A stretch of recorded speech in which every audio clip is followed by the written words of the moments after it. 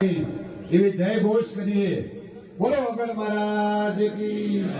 શ્રી શંકર ભોલેનાથ। આપણા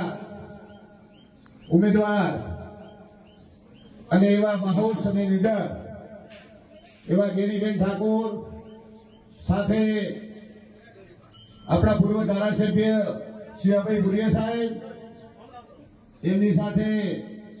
થરાદના પૂર્વ ધારાસભ્ય ગુલાબસિંહ રાજપૂત સાહેબ, આપણા જૂના અને જાણીતા એડવોકેટ અને કોંગ્રેસ પાર્ટીના પૂર્વ પ્રમુખ વી.કે. જોશી સાહેબ, જિલ્લા પંચાયતના સદસ્ય ઠાકરસિંહભાઈ ગબાણી સાહેબ, સાથે આપણે કોંગ્રેસ પાર્ટીના પ્રમુખ અને શિક્ષણ સમિતિના પૂર્વ ચેરમેન નરસિંહભાઈ, કરમસિંહભાઈ, લાખણી તાલુકા પંચાયતના પ્રમુખ કરમસિંહભાઈ, નાનજીભાઈ, અને આમ તો બધા જ નામ લઈ શકું પણ આપણે કાર્યક્રમ લેટ છીએ એટલે આ ગામના તમામ સમાજના સન્માનીય વડીલો, માતાઓ, બહેનો અને યુવા મિત્રો અને પત્રકાર મિત્રો, સવારનો સમય હોવા છતાં આપ સૌ આટલી મોટી સંખ્યામાં અહીંયા ઉપસ્થિત છો ત્યારે આપ સૌને ખૂબ ખૂબ અભિનંદન। જ્યાં આમ તો ગેનીબેનનો પરિચય આપવાનો આવતો જ નથી, કારણ કે આખા જિલ્લાની અંદર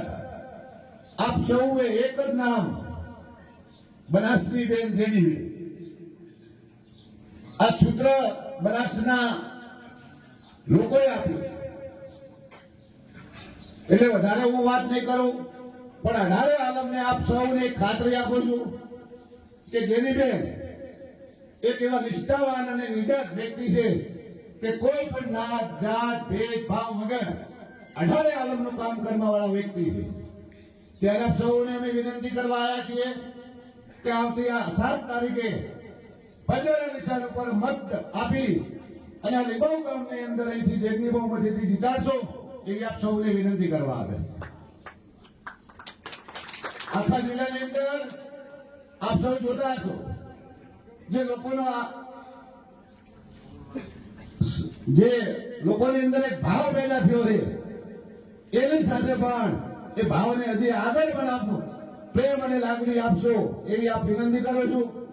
હવે હું આપણા કોંગ્રેસ પાર્ટીના પ્રમુખ નરસિંહભાઈને વિનંતી કરું, સમયના અભાવે આપણા વાવના ધારાસભ્ય પૂર્વ ગુલાબસિંહ રાજપૂત સાહેબને વિનંતી કરું કે તેઓ બે